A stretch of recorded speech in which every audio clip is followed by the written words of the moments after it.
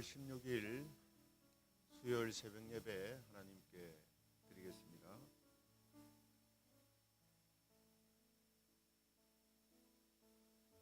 다 함께 묵상기도 드리겠습니다.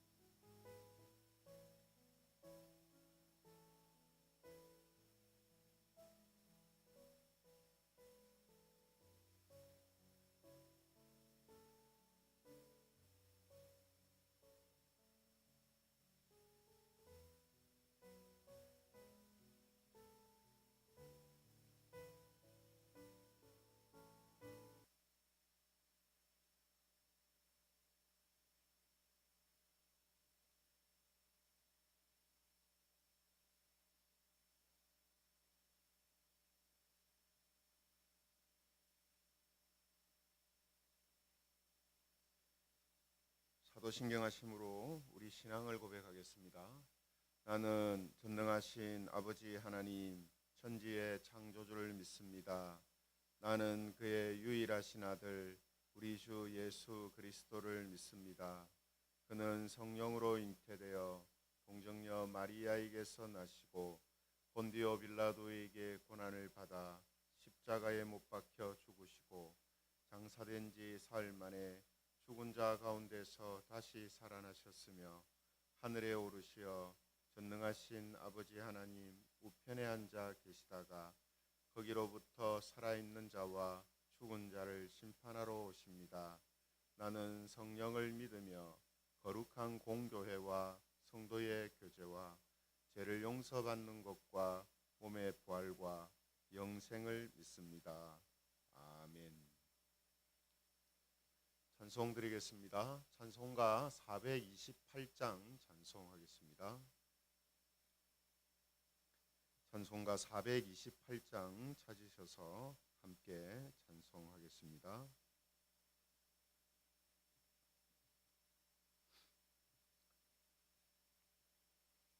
찬송가 428장입니다. 내 영혼에 햇빛 비치는 주 영광 찬란해 이 세상 어떤 빛보다 이 빛 더 빛나네 주의 영광 빛난 광채 내게 비춰 주시옵소서. 그 밝은 얼굴 배울 때 나의 영혼 기쁘다. 내 영혼에 노래 있으니 주 찬양합니다. 주 귀를 기울이시사 다 듣고 계시네. 주의 비영광 빛난 광채 내게 비춰 주시옵소서. 그 밝은 얼굴 배울 때 나의 영혼 기쁘다.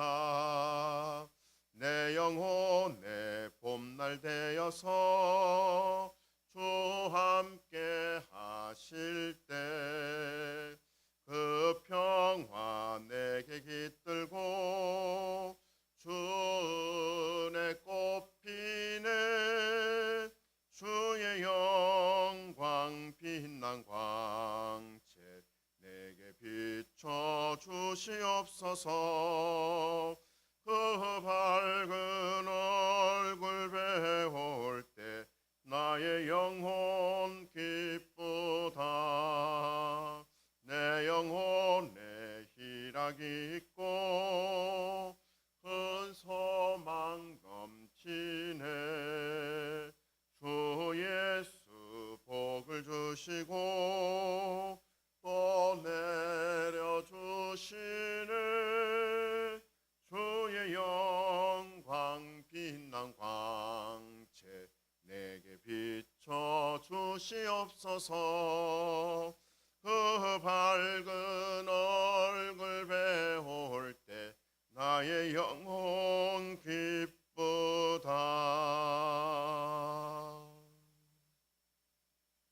성경 말씀 말씀 봉독하겠습니다. 봉독할 말씀은 출애굽기 26장 15절에서 37절 말씀입니다. 출애굽기 26장 15절에서 37절까지 말씀을 제가 봉독하겠습니다.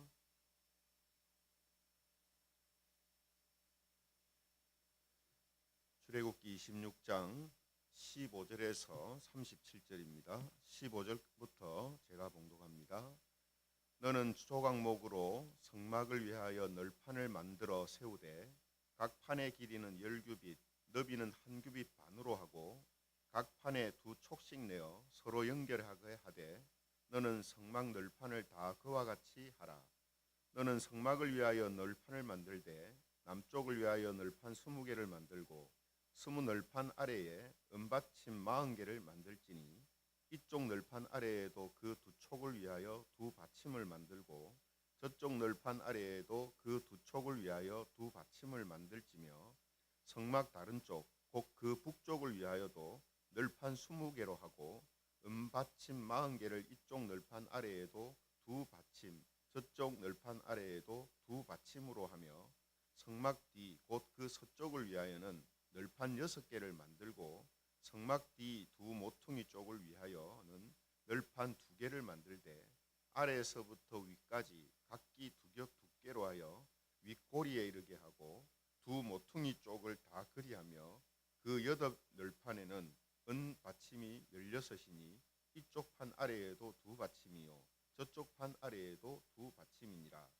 너는 조각목으로 띠를 만들지니 성막 이쪽 널판을 위하여 5개요 성막 저쪽 널판을 위하여 5개요 성막 뒤 곧 서쪽 널판을 위하여 5개이며 널판 가운데에 있는 중간 띠는 이 끝에서 저 끝에 미치게 하고 그 널판들을 금으로 싸고 그 널판들의 띠를 꿰 금고리를 만들고 그 띠를 금으로 싸라. 너는 산에서 보인 양식대로 성막을 세울지니라. 너는 청색, 자색, 홍색 실과 가늘게 꼰 배실로 짜서 휘장을 만들고 그 위에 그룹들을 정교하게 수놓아서 금 갈고리를 4기둥 위에 늘어뜨리되 그 4기둥을 조각목으로 만들고 금으로 싸서 4 은받침 위에 둘지며 그 휘장을 갈고리 아래에 늘어뜨린 후에 증거궤를 그 휘장 안에 들여 놓으라. 그 휘장이 너희를 위하여 성소와 지성소를 구분하리라. 너는 지성소에 있는 증거궤 위에 속죄소를 두고 그 휘장 바깥 북쪽에 상을 놓고 남쪽에 등잔대를 놓아 상과 마주하게 할지며 청색, 자색, 홍색 실과 가늘게 꼰 배실로 수놓아 짜서 성막문을 위하여 휘장을 만들고 같이 읽겠습니다. 그 휘장문을 위하여 기둥 5을 조각목으로 만들어 금으로 싸고 그 갈고리도 금으로 만들지며 또 그 기둥을 위하여 받침 5개를 노스로 부어 만들지니라. 아멘. 네, 오늘 제목은요. 오늘 설교 제목은 성도의 가장 큰 복, 성도의 가장 큰 복, 이런 제목을 가지고 하나님 말씀을 함께 나누겠습니다. 하나님 백성들은 예수님으로 인해서 많은 복을 받아 누리게 되는데요. 그 복들 중에서 가장 큰 복이라고 말할 수 있는 것도 한두 가지가 아닐 정도로 우리가 받는 복이라는 것은 상당히 많습니다. 그 중에서 오늘 성도들이 가장 큰 복, 성도들이 누리는 가장 큰 복 한 가지에 대해서 설교를 하려고 합니다. 오늘 출애굽기 26장 후반부를 읽었는데요. 출애굽기 26장의 전반부는 성소와 지성소의 그 덮개와 또 뼈대가 되는 벽에 관한 그런 식양을 알려주시는 그런 내용이었죠. 그러니까 뼈대에 관한 그런 식양을 알려주는 내용인데 후반부에 와가지고 바로 그 벽을 의미하는 그 널판하고 또 휘장에 관한 식양을 알려주시는 내용이 나오고 있습니다. 그러니까 출애굽기 26장은 성소와 지성소의 덮개 그리고 벽에 대해서 주로 이야기를 하고 있는데 전반부는 뭐라고 했습니까? 덮개에 대해서 이야기를 했고요. 그리고 후반부에는 그 벽의 역할을 하는 널판, 그리고 그 안에 성소와 지성소를 구분하는 휘장에 관한 내용을 말씀하고 있습니다. 그래서 오늘 이 시간에는 그 후반부 내용을 읽었는데요. 널판과 휘장에 관한 그런 시장에 대해서 함께 살펴보겠습니다. 다시 이제 한번 말씀드립니다만 출애굽기는 그냥 설교를 듣는 것으로 끝내서는 안 되고 공부를 해야 하는 성경입니다. 특히 이 성막에 관한 말씀들은 유튜브라든지 인터넷을 통해서 그림이나 혹은 동영상 같은 것을 보면서 성막의 구조가 이렇고 또 성막에 들어가 있는 여러 가지 물건들이 이런 모양을 가지고 있구나, 또 이런 형태로 지어져 있구나 하는 것을 눈으로 이렇게 보아야 이런 설명들이 훨씬 더 이해하기가 쉽다라는 거죠. 그래서 저도 성막의 어떤 모양새를 설명하기보다는 이 성막이 가지고 있는 부속사적인 의미, 또 영적인 의미를 중심으로 해서 설교를 하고 있습니다. 왜냐하면 모양에 대해서 아무리 말로 설명을 해도 이게 잘 이해가 되지 않거든요. 그래서 그림이라든지 영상을 개인적으로 찾아서 보시면서 출애굽기를 표티하면 훨씬 더 이해가 빨리 된다라는 거죠. 그래서 오늘 먼저 15절부터 말씀을 보면요, 성소와 지성소의 벽 역할을 하는 이 널판의 식양에 관해서 말씀하는 내용이 나옵니다. 15절을 보시면은 이렇게 말씀을 시작하고 있거든요. 15절에 보면 너는 조각목으로 성막을 위하여 널판을 만들어 세우고, 이렇게 이야기를 합니다. 여러분, 널판은 조각목으로 만들고요, 역시 금으로 입히게 되어 있습니다. 그리고 이 널판 크기를 좀 말씀드리면 널판지거든요. 널판지, 직사각형으로 긴 널판지인데, 널판지 좀 크기를 말씀드리면 높이가 4.5m입니다. 그러니까 높이는 좀 높은 편이죠. 4.5m니까. 그리고 너비가 67.5cm 정도 됩니다. 그러니까 훨씬 위가 직사각형으로 높고 이제 좁죠, 그죠? 이런 이제 널판 크기인데, 이런 널판이 48개가 이제 사용이 됩니다. 성소와 지성소를 이렇게 만드는데, 근데 직사각형 형태로 이제 만들어지거든요. 그때 널판 20개는 북쪽에, 또 20개는 남쪽에 길게 나란히 이렇게 배치를 하고, 그리고 서쪽에는 나머지 널판 6개로 막고, 그 다음에 2개는 모서리에 대고, 그래서 총 48개의 널판이 이 성소와 지성소의 벽 역할을 하도록 그렇게 말씀하고 있는 겁니다. 그러면 이제 동쪽은 어떻게 됩니까? 출입구가 되죠. 출입구가. 그래서 직사각형 형태로 길게 이렇게 가지고 있는 형태가 됩니다. 그래서 총 길이를 대략 이제 측정을 해보면 길이가 약 13.4m 정도 되거든요. 성소와 지성소 같은, 성소와 지성소가 함께 길이가 쭉 이렇게 13.4m 정도 되고, 그 다음에 폭이 4m 정도 됩니다.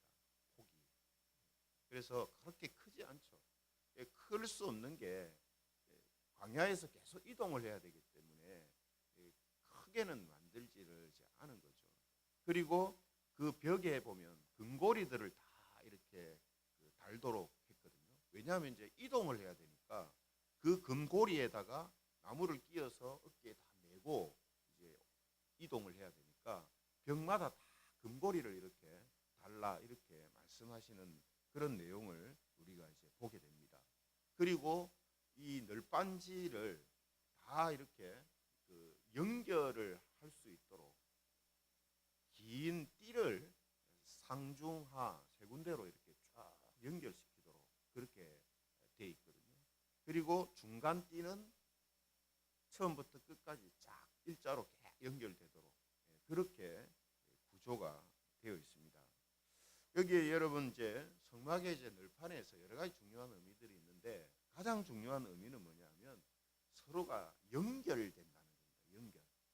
예. 그래서 널판 하나 하나도 연결되도록 뭐 촉이라든지 받침대를 통해서 연결이 되도록 이렇게 했고 또 띠를 통해서 널판이 전체가 혹은 반이 이렇게 연결되도록 그렇게 돼 있거든요. 이게 가장 중요한 이제 의미가 되는 겁니다. 왜냐하면 성소와 지성소는 하나님이 임재하시는 곳이잖아요. 근데 하나님이 계신 곳을 둘러싸고 있는 게 벽이지 않습니까?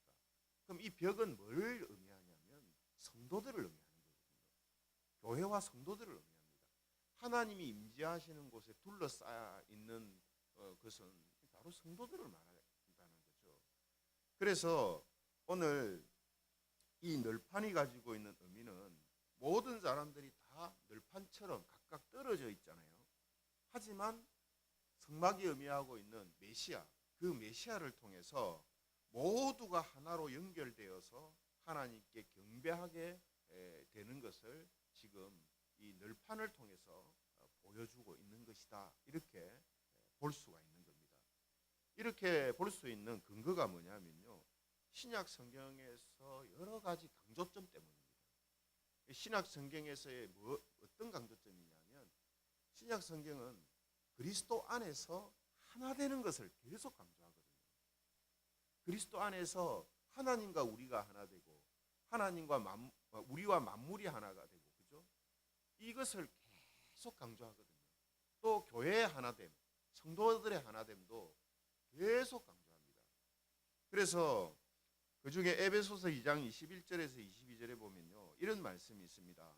에베소서 2장 21절에서 22절에 보면 그의 안에서 즉 예수 그리스도 안에서 건물마다 서로 연결하여 주 안에서 성전이 되어가고 너희도 성령 안에서 하나님이 거하실 처소가 되기 위하여 그리스도 예수 안에서 함께 지어져 가느니라. 예수님 안에서 함께 지어져 가고 성령 안에서 서로가 하나가 되었다 하는 그런 이제 말씀이죠. 이 말씀 외에도 그리스도를 통해서 하나가 된다는 그런 개념을 가진 말씀들은 많이 나옵니다. 결국 오늘 이 널판의 역할, 즉 하나님의 임재하시는 것을 둘러싸고 있는 이 널판을 다 이렇게 연결하는 그렇게 연결하도록 하시는 이 말씀 속에서 우리는 예수님 안에서 하나됨이라는 이 중요점을 우리가 충분히 볼 수 있고 또 발견할 수가 있다라는 것이죠. 이런 의미에서 보면 예수 그리스도의 몸된 교회는 하나님의 이 사랑의 띠로 하나가 되지 않으면 교회라고 하기 어려운 거예요. 그러니까 교인들끼리 서로가 하나 되지 못하는 교회는 아무리 겉이 화려하고 웅장하고 좋아도 교회라고 하기가 어려운 거예요. 왜냐하면 교회의 가장 중요한 특징, 본질적인 특징은 뭐냐면 그리스도 안에서 하나됨이거든요. 이 하나됨이 무너질 때 교회의 정체성이 흔들리고 교회의 근간이 흔들리고 교회의 본 모습을 잃어버리게 됩니다. 그래서 교회에서 가장 주의해야 되는 부분이 바로 이 하나됨을 잃어버리는 거거든요. 이거는 교회만 아니라 세상의 단체들도 마찬가지잖아요. 자중질환이 일어나면 그 단체가 어떻게 제대로 그 역할을 할 수 있겠습니까? 교회도 마찬가지거든요. 교회도 자중질환이 일어나면요. 교회는 교회 역할을 하지 못합니다. 왜냐하면 교회의 가장 근본적인 중요한 요소가 뭐냐면 하나됨이거든요. 그래서 교회는 항상 이 하나됨을 잃어버리지 않도록 노력하고 애를 써야 됩니다. 이거는 목회자도 마찬가지고 성도들 개개인도 다 마찬가지예요. 전에도 늘 제가 강조했습니다만 교회 하나됨에 저촉이 되는 것이라면 도록 하지 않아야 됩니다. 주의해야 됩니다. 항상 조심해야 돼요. 그죠? 그래서 이런 부분들을 우리가 이런 성막의 요소들을 통하여서도 다시 한번 우리가 확인할 수가 있는 거죠. 그래서 우리 교회는 모든 성도들이 지금처럼 예수님 안에서 하나가 되는 모습을 잃어버리지 않기를 바랍니다. 이거는 교회만 아니고 성도의 가정도 마찬가지예요. 성도가 운영하는 가게라든지 직장도 마찬가지입니다. 그리스도 안에서 하나가 되는 이 모습을 지키고 유지하는데 또 강화시키는데 가장 심혈을 기울여야 한다 하는 거죠. 이게 교회의 그 구성 요소이고 또 교회를 지탱하는 가장 중요한 역할을 합니다. 성막을 한번 보십시오. 성막이 널판, 벽 역할을 하는 널판이 있는데 그게 하나하나 다 조립되고 연결되지 않고 다 해체된다면 어떻게 되겠습니까? 또 쓰러져 버리죠, 벽이. 벽이 쓰러져 버리면 성막은 더 이상 성막의 역할을 못하는 거죠. 교회도 마찬가지입니다. 교회도 성도 한 사람 한 사람이 다 이렇게 그리스도 안에서 연결되어 있을 때에 교회의 모습이 나타나는 거예요. 그래서 이 부분은 우리가 정말 중요하게 생각해야 되는 부분이다라는 거죠. 그리고 다음에 이어서 나오는 식양은 휘장에 관한 것이거든요. 그래서 31절에 보면 휘장에 관한 말씀을 이렇게 시작을 하고 있습니다. 31절에 보면요. 너는 청색, 자색, 홍색 실과 가늘게 꼰 배실로 짜서 휘장을 만들고 그 위에 그룹들을 정교하게 수놓아서 이렇게 말씀하고 있습니다. 이건 지난 시간에 우리가 덮개에 대해서 이제 살펴볼 때 덮개가 네 가지로 돼 있다 했잖아요. 그죠? 네 가지로 종류를 덮는데 가장 안쪽에 있는 덮개를 만드는 방식하고 비슷합니다. 청색, 자색, 홍색실하고 가늘게 꼰 배실을 짜고 그죠? 휘장을 만들고 그 위에 천사들을 수놓는 거. 이게 비슷하잖아요. 그죠? 그런데 이 휘장은 어디에 두라고 말씀하시냐면 이 성막의 휘장은 사실은 이제 세 종류가 나옵니다. 성막의 휘장이 세 종류가 나오는데 휘장을 다른 말로 하면 요즘식으로 하면 이제 커튼이라고 이렇게 말할 수 있잖아요. 그런데 이 휘장은 세 종류가 나오는데요. 어떤 그 용도로 쓰이냐면 지성소와 성소를 구분하는 휘장이 하나가 있고요. 성소와 지성소를 구분하는 휘장이 하나 있고 성소의 문 역할을 하는 휘장이 하나가 있습니다. 그러니까 지금 우리처럼 이렇게 딱딱한 문을 열고 들어가는 게 아니고 커튼을 젖히면서 들어가는 거니까 성소의 입구 역할을 하는 휘장이 하나가 있어요. 그리고 성막의 뜰로 들어가는, 그러니까 성막을 제일 처음 들어가는 성막의 뜰을 들어가는 문 역할을 하는 휘장이 또 하나가 있습니다. 그래서 오늘 본문에는 이 휘장에 대한 말씀은 안 나오고 다음 이제 27장에 가면 나오거든요. 오늘 본문에서 나오는 휘장 두 가지는 성소로 들어가는 문 역할을 하는 휘장 하나하고 들어가서 성소와 지성소를 구분하는 휘장, 그 휘장이 나옵니다. 그래서 지성소는 뭐가 있습니까? 오늘 말씀에도 나옵니다만 증거계가 있죠. 법계, 증거계가 거기 있고 그 증거계 위에 천사로 형상을 만든 속죄소, 법계의 뚜껑이 되는 속죄소가 그 안에 있습니다. 그래서 지성소와 성소를 이렇게 구분을 이제 해놓고 지성소에 하나님이 임재하시는 것으로 그렇게 구성이 되어 있거든요. 그래서 예전에 여러분 이제 우리 교회들을 보면 뒤쪽 벽에, 그러니까 강단 뒤쪽 벽에 항상 이 커튼을 해놨잖아요. 어두운 색깔의 커튼을 해놓지 않았습니까? 그게 무슨 의미냐면 지성소와 성소를 막고 있는 커튼 역할의 의미를 가지고 벽에다가 커튼을 해놓은 거예요. 그러니까 목회자가 서서 설교하는 강단 뒤쪽 그 벽 뒤에 하나님이 임재하신다라는 그런 개념이죠. 그래서 예전에 이제 교회들은 전부 다 그 강대상 뒤쪽 벽에 어두운 색깔의 커튼을 다 이렇게 휘장으로 막아놨던 적이 있습니다. 그래서 이런 이제 의미를 가지고 오늘 휘장을 그 안에 설치하라라고 말씀을 하시거든요. 그런데 이 휘장은요, 결국은 뭘 이야기합니까? 하나님이 임재하시는 곳이 지성소인데 지성소의 커튼을 막고 있다는 말은 하나님께 나아가지 못한다는 거예요. 그죠? 하나님께 나아가지 못하고 또 하나님의 얼굴을 뵙지 못하고 하나님을 만나지 못한다는 거예요. 그래서 그 성소와 지성소는 대제사장만 들어가잖아요. 일반 백성들은 못 들어갑니다. 또 들어가더라도 커튼이 막고 있어요. 이 말은 뭡니까? 하나님을 뵙지 못한다. 하나님을 만나지 못한다 하는 의미가 그 휘장이 갖고 있는 거예요. 그 왜 만나지 못합니까? 그 이유는 인간의 죄 때문이죠. 하나님과 사람 사이를 가로막고 있는 거, 하나님과 사람 사이를 갈라놓는 거, 그게 뭡니까? 죄잖아요. 그죠? 그래서 이 휘장의 존재를 통해서 하나님이 약속하신 메시아는 하나님과 사람 사이를 가로막고 있는 이 죄의 휘장을 걷어내실 분이다라는 사실을 지금 계시해 보여주고 있는 겁니다. 그렇잖아요. 지성소와 성소를 생각하면 그 커튼이 딱 막고 있다는 그것부터 생각이 나거든요. 그래서 성소와 지성소 안에는 복잡하지 않습니다. 물건도 많지 않아요. 근데 따로 공간을 만들어 놓고 가장 분명하게 생각나는 게 하나님의 법궤와 커튼이에요. 커튼이 딱 막고 있단 말이죠. 왜 커튼을 막으라고 하셨지라고 생각할 때 하나님과 우리 사이는 가로막고 있는 벽이 있구나. 그죠? 구약의 백성들도 그걸 얼마든지 생각할 수가 있단 말이에요. 하나님과 우리 사이는 죄로 인하여서 지금 만나지 못하고 나아가지 못한다.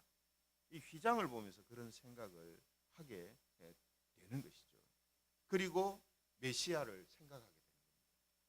메시아는 하나님과 우리 사이의 관계를 열어주시고 또 하나가 되게 하시는 분이시다 하는 것을 생각하게 만드는 거죠.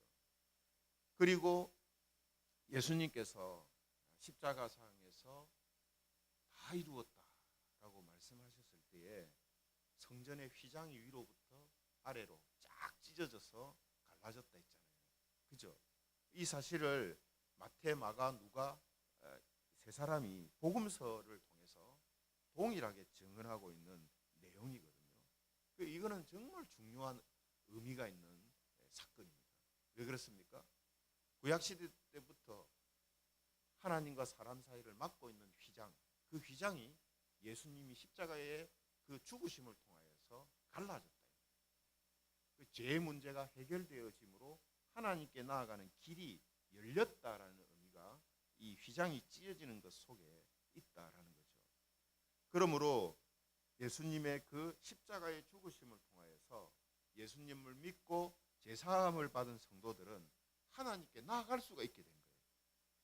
그래서 하나님께 직접 기도하고 하나님의 말씀을 들을 수 있고 하나님과 함께 동행하고 교제하는 삶이 가능하게 되었다라는 말이죠. 그러므로 하나님께서는 제사장들한테, 구약의 제사장들한테 이렇게 축복하라라고 이제 명령하는 내용을 우리가 발견하게 됩니다. 하나님께서 신명기 6장 24절에서 27절에 보면 이런 이제 말씀을 하시거든요. 여호와는 네게 복을 주시고 너를 지키시기를 원하며 여호와는 그의 얼굴을 네게 비추사 은혜 베푸시기를 원하며 여호와는 그 얼굴을 네게로 향하여 드사 평강 주시기를 원하노라 할지니라 하라. 그들은 이같이 내 이름으로 이스라엘 자손에게 축복할지니 내가 그들에게 복을 주리라. 뭐라고 축복하라고 합니까? 여호와는 그의 얼굴을 네게 비추사 은혜 베푸시기를 원하고 여호와는 그 얼굴을 네게로 향하여 드사 평강 주시기를 원하노라. 내가 그들에게 복을 주리라. 그죠? 하나님께서 우리를 만나 주시고 우리가 하나님의 얼굴을 배울 수 있는 그런 복을 제사장을 통해서 기도하고 축복하도록 그렇게 말씀하고 있다라는 거죠. 그래서 여러분 이 말씀에도 나옵니다만 이스라엘 자손에게 내 이름으로 축복하라라고 하면서 하나님의 얼굴을 우리가 대하고 뵙는 것을 지금 제사장을 통해서 복이라고 이야기를 하고 있거든요. 그죠? 그러므로 성도 여러분, 사람에게 가장 큰 복, 성도에게 있어서 가장 큰 복이 뭐냐면 하나님께서 그 얼굴을 자신에게 비춰주시고 그 얼굴을 내게 향하여 드시는 것입니다. 즉 우리가 예수님을 통하여서 하나님과 만날 수 있고 하나님과 사귈 수 있고 교제할 수 있게 되었다는 것, 이것이 우리가 받을 수 있는 가장 큰 복 중에 하나란 말이죠. 모든 사람들이 받아야 할 가장 큰 복이 뭐냐 하면 바로 이거란 말이죠. 뭐라고요? 그게 하나님의 얼굴을 뵙는 겁니다. 우리가 육신의 눈으로 하나님을 보지는 못하지만 영적인 의미에서 우리가 하나님과 소통, 하나님과의 교제와 사귐과 동행이 가능하게 되는 것, 이게 바로 사람이 누릴 수 있는 가장 큰 복 중에 하나라는 거죠. 이게 누구를 통해서 이루어집니까? 예수 그리스도를 통하여서 우리에게 이루어진다는 거죠. 그러므로 우리는 지금 하나님을 향하여서 기도하고 또 하나님의 말씀을 성경을 통하여서 듣게 되고 또 우리의 삶을 통해서 하나님을 경험하게 되는 이런 모든 것들이 가장 큰 복이라는 사실을 우리는 잊어서는 안 된다는 거죠.